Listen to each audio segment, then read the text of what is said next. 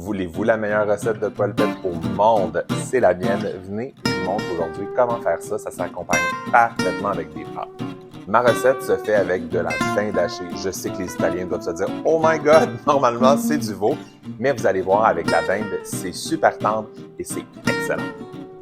Tout d'abord, on commence par deux zucchini frais. On va venir les râper. Ça va être dans la recette. C'est ce qui fait un peu que ça amène autant de tendreté. Donc, on coupe les embouts et ce qu'on fait, tout simplement, on vient râper notre zucchini. Lorsqu'on a râpé nos deux zucchini, on dépose ça dans un bol. Moi, j'utilise une corne à pâtisserie. Ça aide énormément lorsque je transfère de bol à bol. On ajoute une cuillerée à thé de sel cachère naturellement, et ensuite on vient tout simplement mélanger notre zucchini avec le sel. Ce que ça va faire, c'est que ça va le dégorger légèrement. On le laisse dégorger environ une trentaine de minutes dans une passoire qu'on peut mettre au-dessus d'un évier ou plus facilement au-dessus du bol qu'on vient d'utiliser. Pendant que les zucchini dégorgent, on va au frigo chercher la dinde hachée.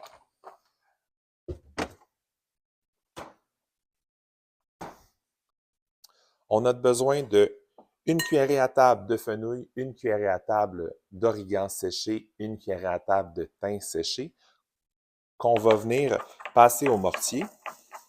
Moi, pour ces recettes-là, j'utilise des herbes séchées. De toute façon, l'origan, c'est préférable séché. Ça a beaucoup plus de saveur séché que frais. Le thym, ben, c'est bien aussi séché. Puis dans une boule comme ça, une polpette, là, le gras de la viande, puis tout le liquide qu'il va y avoir, ça va réhydrater toutes les herbes. Donc, ça donne à peu près une texture comme celle-ci. On vient déposer dans notre dinde. On va ajouter une tasse de parmesan râpé, une tasse et demie de chapelure. Vous pouvez prendre la chapelure du commerce. Par contre, faites attention lorsque vous allez saler le tout, vu qu'il y a du parmesan, et vous allez assaisonner. La chapelure peut être déjà assaisonnée. Donc, si vous rajoutez du sel, ça pourrait être trop de sel. On rajoute un œuf frais. Moi, dans mon cas, c'est la chapelure que j'ai faite maison. Donc, on va rajouter peut-être 2 cuillerées à thé, 3 de sel cachère. On poivre. Poivre du moulin, c'est préférable. Hein? C'est un poivre qui est automatiquement frais et moulu. Vous allez poivrer là, la quantité que vous désirez. Moi, j'aime beaucoup le poivre, mais j'aime beaucoup le poivre frais. Donc, vous faites comme vous voulez, ça vous appartient. Lorsque les zucchini sont bien dégorgés, donc après 30 minutes environ, on va les ajouter. Donc, les proportions que je vous ai données, c'est pour 2 livres de dinde hachée, donc 2 paquets de 454 grammes. On mélange avec nos mains propres, il faut qu'elles soient propres, bien entendu. Dans cette recette, moi, j'ai utilisé du zucchini parce que ça garde énormément en fait, la tendreté de la polpette. C'est ce qui fait que c'est aussi tendre. Et aussi, si vous avez un potager comme moi, des zucchini, quand on en plante, on en a beaucoup dans une année. Donc, c'est une manière de les utiliser, pas les perdre.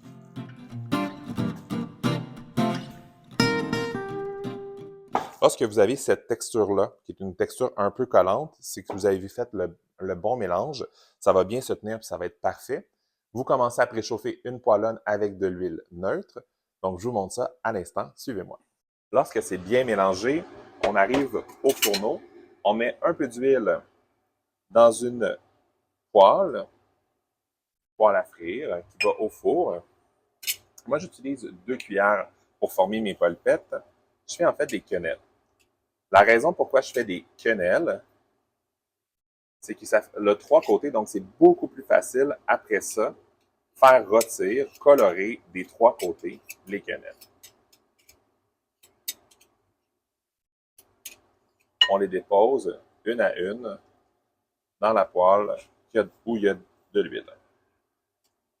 J'utilise de l'huile neutre. Moi, ici, c'est de l'huile de pépins de raisin, mais vous pourriez très bien utiliser à la maison de l'huile de canola. J'adore faire une technique comme ça parce que je suis à côté de ma poêlonne et tout en faisant mes quenelles, je peux virer facilement celles qui sont cuites et j'ai des yeux constants sur ce qui se passe dans ma poêle. Là, ici, on a une coloration, c'est la coloration désirée. On veut que tous nos côtés soient colorés comme ça.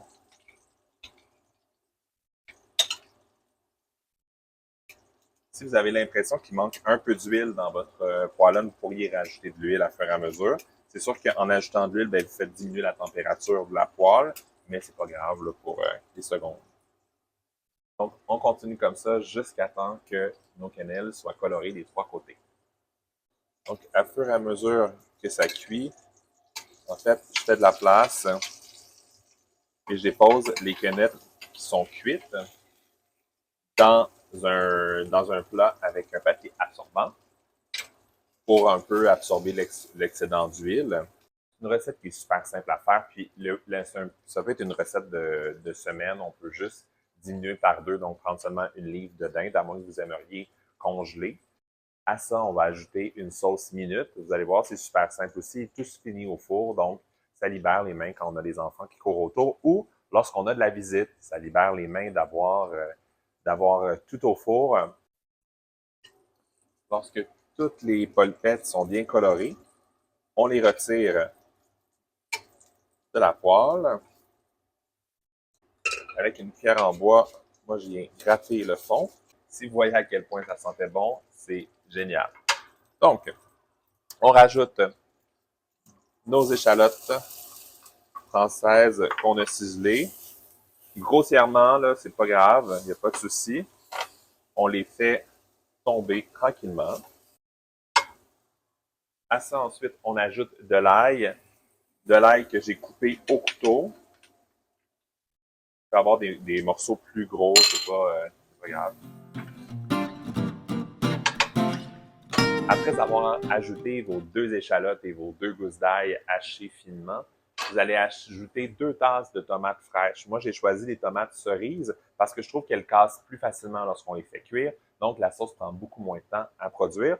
On va les couper en 2 de manière à ce que le cœur, on voit le cœur des tomates. Donc, le jus va s'évaporer plus rapidement. On ajoute les 2 tasses de tomates. On laisse tomber les tomates comme ça environ 3 à 4 minutes, peut-être même 5, dépendant de la chaleur de votre poêle. Lorsque les tomates auront atteint la consistance désirée, on remet les polpettes à l'intérieur, on abrite d'un papier aluminium et on envoie au four à 350 pendant environ une trentaine de minutes ou jusqu'à ce que les polpettes soient cuites. Gardez un œil sur votre sauce parce que c'est possible qu'elle s'assèche plus rapidement, tout dépendant de la poêle que vous avez. Rajoutez un petit peu de liquide, ça va faire l'affaire, il n'y aura pas de souci. Lorsque vous commencez à arriver à cette texture, c'est le moment d'ajouter vos polpettes au sein de votre sauce. On peut s'aider en concassant davantage les tomates. On ajoute les polpettes une à une. Avec 2 livres de viande, j'ai réussi à faire 10 polpettes. Donc, je suis capable de servir 10 personnes. C'est super intéressant. Puis, c'est pas très onéreux comme recette, donc c'est génial. On couvre le tout d'un papier d'aluminium et on met au four à 350 pendant une trentaine de minutes. Oh mon Dieu, ça sent tellement bon! Oh my God, ça sent tellement bon!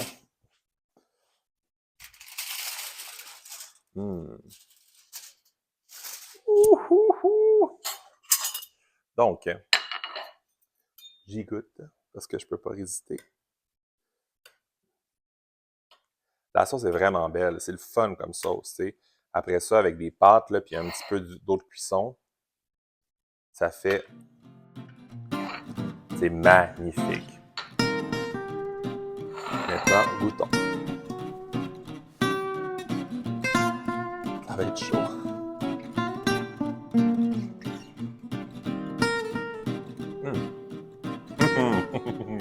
Excellent!